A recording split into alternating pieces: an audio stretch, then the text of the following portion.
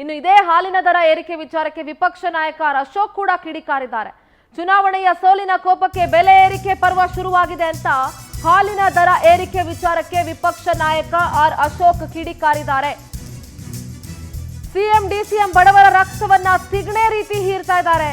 ಚುನಾವಣೆಯ ಸೋಲಿದೆಯಲ್ಲ ಅದಕ್ಕೆ ಎಲ್ಲದರ ಮೇಲೂ ಕೂಡ ಬೆಲೆ ಜಾಸ್ತಿ ಮಾಡ್ತಾ ಇದ್ದಾರೆ. ಚುನಾವಣೆ ಮೊದಲು ಬೆಲೆ ಕಡಿಮೆ ಮಾಡೋ ಭರವಸೆ ನೀಡಿದ್ರು. ಆದ್ರೆ ಸಿಎಂ ಸಿದ್ದರಾಮಯ್ಯ ಡಿಸಿಎಂ ಡಿಕೆಶಿಗೆ ಎಷ್ಟು ನಾಲ್ಗೆ ಇದೆಯೋ ಏನೋ ಗೊತ್ತಿಲ್ಲ. ಕಾಫಿ ಟೀ ಕುಡಿಯೋದಕ್ಕೂ ರಾಜ್ಯ ಸರ್ಕಾರ ಕಲ್ಲು ಹಾಕಿದೆ ಅಂತ ಅಶೋಕ್ ಕಿಡಿಕಾರಿದ್ದಾರೆ. ಅಂತ ಹೇಳಿದ್ರು, ಸಿಂಗಲ್ ಡಿಜಿಟ್ಗೆ ಉಳಿದೋಯ್ತು. ಆ ಕೋಪಕ್ಕೆ ಇಡೀ ರಾಜ್ಯದಲ್ಲಿ ಬೆಲೆ ಏರಿಕೆಯ ಪರ್ವ ಶುರುವಾಗಿದೆ. ಅಂದರೆ ಇನ್ನು ಮುಂದೆ ರಾಜ್ಯದ ಜನ ಬೆಲೆ ಏರಿಕೆ ಒಂದನ್ನೇ ನೋಡಬೇಕು, ಬೇರೆ ಏನೂ ಇಲ್ಲ. ನೋ ಡೆವಲಪ್ಮೆಂಟ್, ಓನ್ಲಿ ಬೆಲೆ ಏರಿಕೆ. ಈಗಾಗಲೇ ಪೆಟ್ರೋಲ್ ಡೀಸೆಲ್ ಬೆಲೆ ಏರಿಕೆಯನ್ನು ಮಾಡಿ ಸಿಮೆಂಟ್ ಇರ್ಬೋದು, ಕಬ್ಬಿಣ ಇರ್ಬೋದು, ತರಕಾರಿ ಇರ್ಬೋದು, ರೇಷನ್ ಇರ್ಬೋದು, ಎಲ್ಲ ಬೆಲೆಗಳು ರೈಸ್ ಆಗಿದೆ.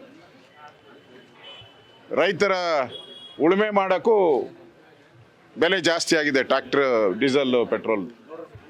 ಈಗ ಏಕಾಏಕಿ ಸುಮಾರು ಹಾಲಿನ ದರನೂ ಕೂಡ 2 ರೂಪಾಯಿ ಜಾಸ್ತಿ ಮಾಡಿದ್ದಾರೆ.